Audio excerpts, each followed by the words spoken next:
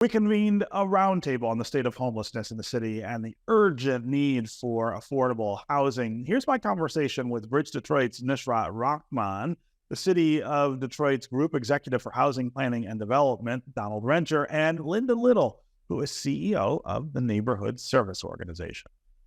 So Nishrat, I wanna start with you because the piece that you've done about this, the conversation you had, I think, illuminates this issue in such a critical and personal way.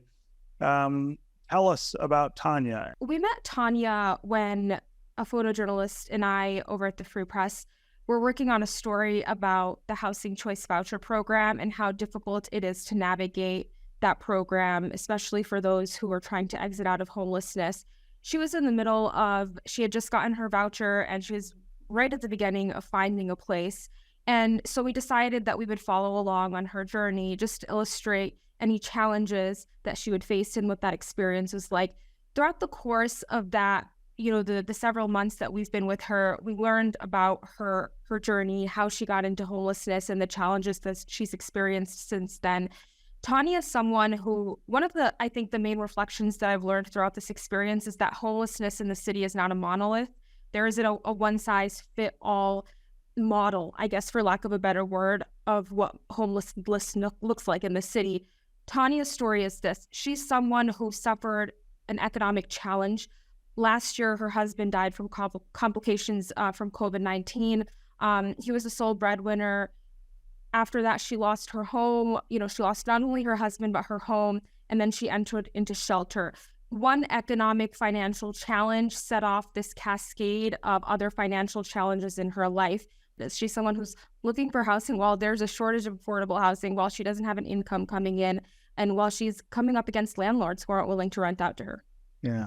So Nishrat, talk about a little of the reasons it's hard to maintain the amount of affordable housing we need and hard for people who need it to access it. One of the challenges, and I'm talking specifically about people who are experiencing homelessness, so they're in the homeless shelters. The challenges that they've told me is that, they have the voucher in hand, but as they're setting out to find a place, it has to fit within the certain budget.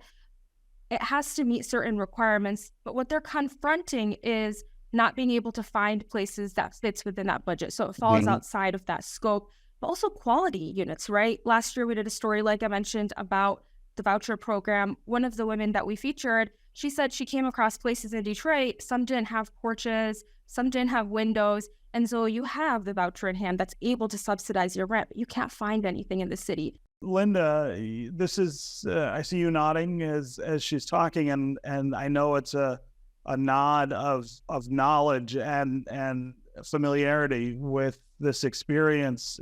Talk about what you see at NSO every day, not with just one person, but with many, many folks. Yes. So what Nishrat has expressed is absolutely correct in what we see every day. We have many Tanyas, and it is not a monolith why people end up homeless. But I will add this point of context, that poverty is the root cause of homelessness. If Tanya had resources, because wealthy people have their breadwinners die every day, they suffer life challenges every day, but they don't end up homeless. So without resources, people without those resources end up being homeless. Housing instability. So housing instability is not, it's multifactorial. I just want to point that out. But there are Tanyas, all over the place. Yeah. And there are people who work. Tanya may have a job, but her employment circumstance does not allow for her to pay $1,500, $1,600 a month for rent, which is the going price for rental units today. At NSO, we contract with landlords to help people get into rapid rehousing. And over the last 3 years, those contracts with those landlords have diminished because they want market rates, because the market is demanding, double, triple what we're used to paying. Mm-hmm. And so we are having trouble with placing our clients that we have traditionally not had an issue at all with placing. But I really want for your viewers to understand that homelessness is so much more than, the people that stand on the corner. That's a very small subset of the homeless population, by the way. Yeah. And it is something that affects all of us. I have had friends who have encountered homelessness at a certain point in their lives, and people that we see in the grocery store, people that we might walk by, down the street, at work. There are people who go to work every day and sleep in their cars or they're couch surfing because they cannot afford stable housing. So this is a major issue. And I'm glad that you're raising this topic so that we can bring it to the forefront and help create some innovative solutions. Yeah. So I know that at NSO, you're focused on both issues, right? The emergent issue that people have if they don't have housing or if they find themselves without housing, but then also what you're talking about in terms of bringing some stability to their lives so that they don't find themselves there again. It really is doing two very different things. I mean, they are very different tasks. They require different kinds of resources and focus. Talk about how that works in a city like Detroit. So we believe and adopt HUD's premise of housing first. So you get people housed first. You get them that stable environment, and then you can address the other issues, which sometimes include their healthcare needs, physical and behavioral health. There may be some social issues that are going up. Maybe there, is a need for a guardian. Maybe there's some other issues that need to be addressed before you can even focus on employment, let's say. Maybe they're not employable. Maybe they're, disabled, permanently disabled. So we help them get that disability income. So whatever it is that we can do to help provide a sustainable solution to maintain that housing is what we strive to do at NSO, addressing the needs of that whole person. It's a very person-centered approach. Yeah. So you'd have to have these different modalities to offer solutions that help meet the needs of that individual. And that's what we do at NSO. Yeah. Donald, I want to bring you into the conversation here, both to talk about, from the city's perspective, the challenge that we face in terms of, people finding themselves homeless, but then also this question of affordable housing more generally, and how the city approaches the question of making sure that there is enough affordable housing for folks.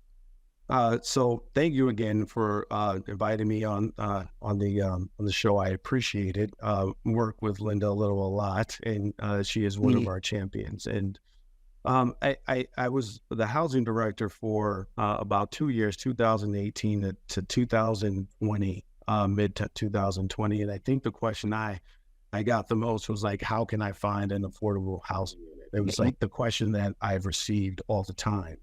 And I remember at the time answering that question and saying, I really am not a real estate broker or in the business of doing that. But I'm trying to ensure that we intervene by providing policies and building more affordable housing units. But I can tell you that we're not going to be able to build enough units quick enough and fast enough to solve the issue.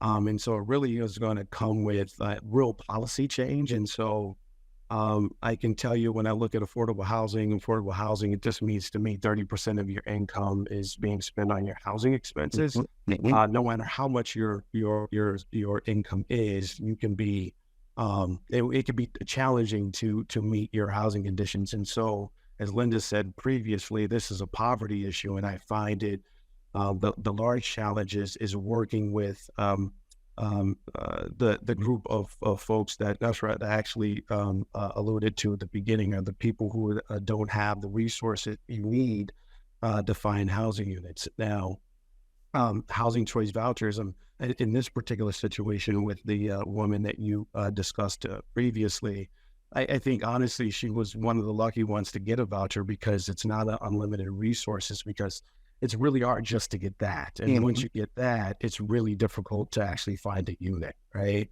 And so I am proud of the fact that the mayor saw this fact, and we built out a housing services team.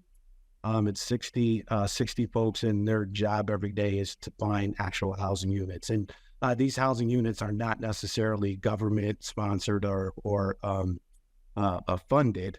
They're regular housing units that are in areas of, I would say, low market areas that can actually take a rental value that are comparable to very low income housing units. And we're trying to find really good units, and we found upwards to at least 1,000 in our pipeline. And we have a number that people can call. We've made the number available for people who are facing eviction. And so we encourage people to give out the number. I can give out the number before we get off today, but we're really trying to connect to housing opportunities outside of just building units, because we're building units very quickly. We've built around 300 permanent supportive housing windows, one of the ones that we've been able to put in place. And I think we're going to do 250 more in the next 3 years, but it's not going to necessarily solve the issue, right? Yeah. And so we really need to figure out how to get people the resources they need and the financial wherewithals to get them in place of strength where they can live on a daily basis. Yeah. So let's also talk about the condition of some of the housing that people find themselves in. I mean, we hear a lot about people not being able to find suitable housing, even if it is affordable. It's just not suitable for someone to live in. What can the city do, and what is the city doing about that? So two things, and I don't necessarily expect folks who already don't have real access to resources to also go find a unit too. But again, like I said, we can give the number out, but we are challenging landlords to fix their units and get them to a place before they're able to rent it to a quality and level which makes it rentable. But that's also usually a financial exercise too, right? If I have to spend a bunch of money to make my unit nice, right? I'm going to try to see to make sure that I'm going to have to increase the rent of that particular unit. And so one of the things that, as far as the policy change that we're looking at, the state of Michigan just passed a law that allowed municipalities to provide what we call pilots, payment in lieu of taxes. It's something that every affordable housing developer receives as an incentive to bring affordable housing. But the regular Joe Blow does not receive this tax incentive, and we want to change that actual ordinance in the city of Detroit to allow a tax incentive if you are going to provide affordable housing units at quality standards. And that's one thing that we're working on right now to increase the ability for people to find accessible units that are quality. Yeah. Go ahead and give that phone number just so that we'll also put it on our website and sure. Otherwise, but tell people what number they can call. 866-313-2520. Now is the number, and you get connected to someone, and we'll help you try to define that and locate that unit. And we've received over 10,000 calls to try to help people navigate this space, and it's been going. So we encourage people to actually make that call. So I want to quickly have you guys respond to the environment that we're in and the evictions, the rental evictions that were on a moratorium during the pandemic. When that restarts, of course, we're going to have a bigger problem. Nusrat, talk just a little about how that's going to affect the folks who find themselves in this situation.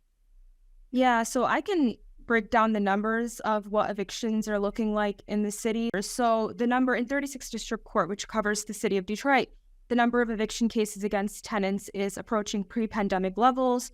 So that's surpassing 23,000 filings last year alone. Before that, in 2019, it was I believe it was like they're almost 30,000 filings. So we're creeping back up there. During the pandemic, that went down to the thousands, right? The thousands. And so that's approaching back to those pre-pandemic numbers. During the first 4 months of this year, judges in Detroit's 36th District Court signed more than 1,800 eviction orders. So that is that final, yes, that an eviction can happen. That's a 136% jump compared to the same time period last year. And so we're definitely seeing an increase in evictions, and that's kind of going to play into the landscape that we're talking about right now.